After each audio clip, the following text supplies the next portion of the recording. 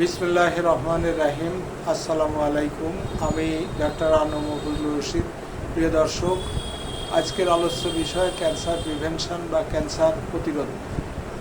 রোগ প্রতিরোধ অনেকাংশে নির্ভর করে রোগের কারণ চিহ্নিত করা, সে অনুযায়ী ব্যবস্থা নেওয়ার উপর। তবে ক্যান্সারের ক্ষেত্রে অনেক সময় সুস্পষ্ট কারণ চিহ্নিত করা কঠিন। স্বাস্থ্যকর জীবনযাপন অনেক ক্ষেত্রে ক্যান্সার প্রতিরোধে সহায়ক। প্রাথমিক পর্যায়ে 80% ক্যান্সার এই উপায়ে প্রতিরোধ করা যায়। 30% ক্যান্সারের জন্য দায়ী খাদ্যাভ্যাস। শুধু ধূমপানজনিত কারণে মানুষের ক্যান্সার হয় 30%। তাই ক্যান্সার প্রতিরোধে স্বাস্থ্যকর জীবনযাপনের উপর গুরুত্ব দেওয়া হয়।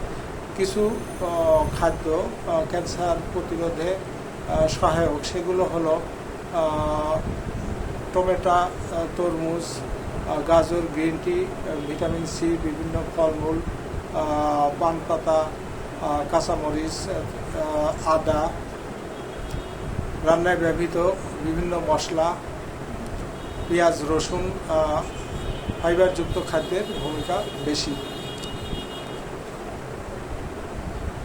ভূমিকা বেশি। কোষে অক্সিজেনের অভাবে ক্যান্সার আক্রমণ করে।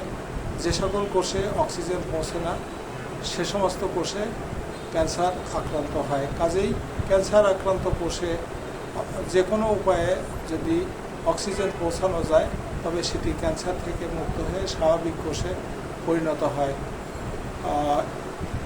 এবং ওমেগা 3 গ্রুপের ফ্যাটি অ্যাসিডগুলো কোষে অক্সিজেন পৌঁছাতে সাহায্য করে।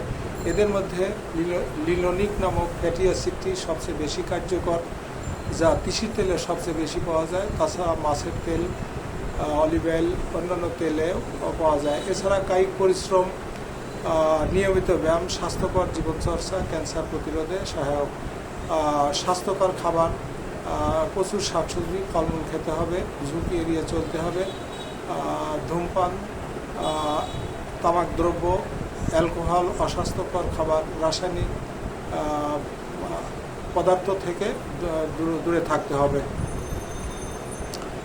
দেশে মুখ, ফুসফুস, কণ্ঠনালী, গণনালী ক্যান্সার বেশি হয়। এজন্য দায়ী তামাক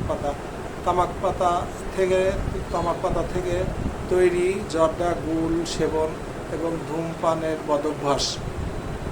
শুধু তামাক পাতা চিবানোর কারণে দেশে 20% মানুষ মুখের ক্যান্সারে আক্রান্ত হয়। ফুসফুসে ক্যান্সারের 80% বেশি হয় ধূমপানের কারণে। অধূমপায়ীর তুলনায় ধূমপায়ীর ক্ষেত্রে ফুসফুসে ক্যান্সারে আক্রান্তের হার 20 গুণ বেশি। কাজেই তামাক দ্রব্য এবং ধূমপান থেকে বিরত থাকলে দেশে ক্যান্সারে আক্রান্তের হার অনেকটাই কমানো সম্ভব।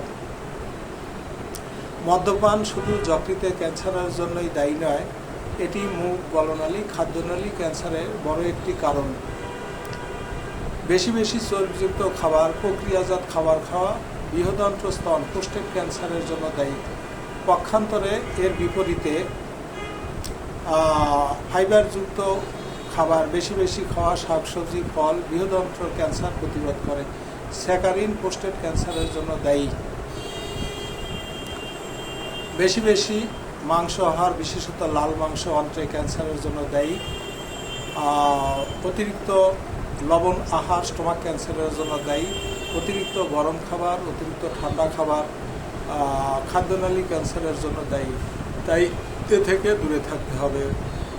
পরিশেষে সবচেয়ে কার্যকর উপায় হলো একজন বিশেষজ্ঞ হোমিওপ্যাথের তত্ত্বাবধানে ক্যান্সার প্রতিরোধক চিকিৎসা গ্রহণ। ক্যান্সার শুরুর প্রাক মুহূর্তে কোনো রোগী হোমিওপ্যাথিক চিকিৎসকের নিকট এলে তার ধাতুগত বা কনস্টিটিউশনাল চিকিৎসা করা দরকার। এক্ষেত্রে উচ্চশক্তিতে মেডিসিন দিলে প্রভূত ফল মেলে। রোগীর নিজ বংশে বা পিতামাতা ক্যান্সারে আক্রান্ত হয়ে মারা গেলে কার্সিনোসিন ঔষধটি উচ্চশক্তিতে 1 মাস 2 মাস পর একমাত্রা ওষুধ খেতে হবে। টিকা নেওয়ার ইতিহাস থাকলে থুজা অক্সিডেন্টালিস উচ্চশক্তিতে 1 মাস 2 মাস পর একমাত্রা ওষুধ খেতে হবে। মানসিক আঘাতের ইতিহাস থাকলে নেট্রামিয়র ঔষধটি 1 মাস, উচ্চ শক্তিতে 1 মাস 2 মাস পর পর একমাত্র ওষুধ খেতে হবে। আঘাতের ইতিহাস থাকলে আর্নিকা ঔষধটি উচ্চ শক্তিতে কয়েক মাত্রা খেতে হবে। রোগী নিজে বা পিতামাতা বা স্বামী স্ত্রী সিফিলিস রোগে আক্রান্ত হওয়ার ইতিহাস থাকলে সিফিলিনাম ঔষধটি উচ্চ শক্তিতে 1 মাস 2 মাস পর পর একমাত্র ওষুধ খেতে হবে। রোগীর নিজ বংশে বা পিতামাতা হাঁপানি যক্ষা রোগে আক্রান্ত হওয়ার ইতিহাস থাকলে ব্যাসিলিনাম ওষুধটি উচ্চ শক্তিতে 1 মাস 2 মাস পর পর একমাত্র ওষুধ খেতে হবে। অতীতে গনোরিয়া হয়েছিল বা পিতামাতা গনোরিয়া রোগে আক্রান্ত হয়েছিল বা স্বামী স্ত্রী গনোরিয়া আক্রান্ত হওয়ার ইতিহাস পাওয়া যায়, সেক্ষেত্রে মেডোরিনাম ওষুধটি 2 মাস পর পর উচ্চ শক্তিতে কয়েক মাত্রা ওষুধ খেতে হবে।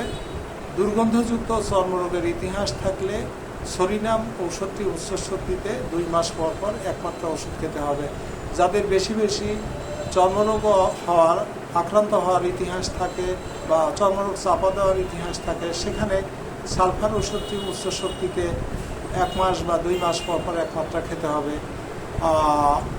অবরুদ্ধ সঙ্গমেচ্ছার ইতিহাস থাকলে কোনিয়াম ওষুধটি উচ্চ শক্তিতে 1 মাস 2 মাস পর পর ওষুধটি খেতে হবে। রোগীর মধ্যে যদি দুর্বলতার সমস্যাটা বেশি থাকে তাহলে কার্বোয়ানি ঔষধটি প্রযোজ্য। দর্শক সবাইকে ধন্যবাদ। পরবর্তীতে অন্য কোনো বিষয় নিয়ে আমি আপনাদের সামনে উপস্থিত থাকবো ইনশাল্লাহ। সবাই ভালো থাকবেন। আসসালামু আলাইকুম।